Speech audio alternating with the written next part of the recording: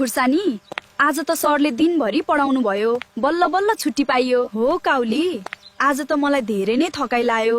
ओए स्याउ, यो हेर त काउली कति राम्री हो। मलाई यो केटी जसरी भए पनि चाहियो। केरा, यिनीहरू यो गाउँका सबैभन्दा राम्रा केटीहरू हुन्। हामीलाई फर्केर पनि हेर्दैन। स्याउ, चिन्ता नगर, हाम्रो आलु डन छ नि, अब आलु डनले मलाई यो केटी ल्याइदिन्छ। नमस्ते आलु डन, मलाई एउटा केटी धेरै नै मन पर्छ। मलाई त्यो केटी जसरी भए पनि मिलाइदिनु। को हो त्यो केटी? हेर्नुस्, यो हो त्यो केटीको फोटो, अनि लिनुस् यो 10 करोड पैसा।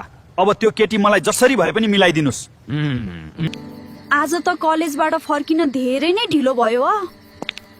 कति छिटो राति भयो आज त। ओए काउली, हिँड मसँग। अब को हो तपाईँ? प्लिज मलाई छोडिदिनुस्। ल केरास है, अब यो काउली तेरो भयो। हँ? अब मेरो काम सकियो। धन्यवाद आलु डन।